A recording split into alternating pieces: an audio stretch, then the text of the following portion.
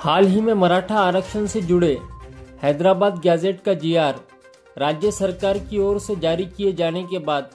सरकार के इस निर्णय का ओबीसी वर्ग की ओर से निषेध किया जा रहा है, जिसके चलते 3 सितंबर को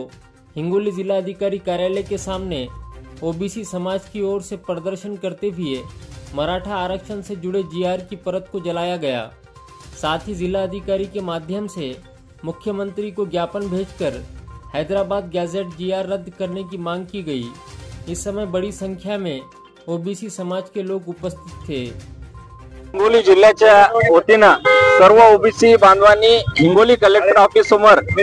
जे काल महाराष्ट्र शासनाने 2 सप्टेंबर रोजी हैदराबाद गॅजेट जे लागू करण्याचा जीआर काढला त्याची आम्ही या ठिकाणी सर्वांनी होळी केलेली आहे आणि या माध्यमातून हिंगोली जिल्ह्याच्या वतीनं महाराष्ट्राचे मुख्यमंत्री देवेंद्र फडणवीस यांना पुन्हा आम्ही विनंती करतो की आपण नेहमी सांगता की ओबीसी आमचा आत्मा आहे आणि या महाराष्ट्रातल्या 65% ओबीसीचा घात करण्याचं काम आपण जे काल केलेलं आहे 2 सप्टेंबर रोजी ते आपण वापस घ्यावा। जे काही ओबीसीच्या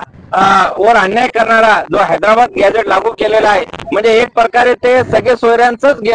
या ठिकाणी जीआर लागू केलेला आहे। ज्या सगळ्या सोयऱ्यांना 8 लाख लोकांनी भुजबळ साहेबांच्या नेतृत्वाखाली या ठिकाणी आक्षेप घेतलेले होते, आपण त्याचा विचार न करता त्याला पायदोळी तोडून जे हैदराबाद गॅजेट लागू केलेलं आहे याच्या माध्यमातून आमच्या ओबीसीचे आरक्षण हे संपवण्याचं काम केलेलं आहे। हे जात बदलण्याचं एक नवीन षडयंत्र महाराष्ट्रामधून चालू झालेलं आहे। मी उद्या जर एखाद्या आदिवासी मित्राला धरलं आणि म्हणलं की मी सुद्धा धनगर हे आदिवासी आहे आणि तू अफिडेविट दे, असं कोणी कोणाची एकमेकाची जात बदलल? हा जो काही आरक्षणाचा कायदा आहे या ठिकाणी जे काही 340 341 आणि 42 कलम आहे आणि या ठिकाणी जे काही अमेंडमेंट इंदिरा साहनीच्या जजमेंटच्या माध्यमातून जे सुप्रीम कोर्टाने सांगितलेलं आहे कोणताही समाज जर मागास असेल तर ट्रिपल टेस्टला या ठिकाणी तुम्हाला पुढे जावं लागते आणि मराठा समाजाचं आरक्षण हे 21 मे 2021 साली सुप्रीम कोर्टाने नाकारलेलं आहे। म्हणून शासनाने आमच्यावर हे हैदराबाद गॅजेट जे लागू केलं आहे ते रद्द करावं, अन्यथा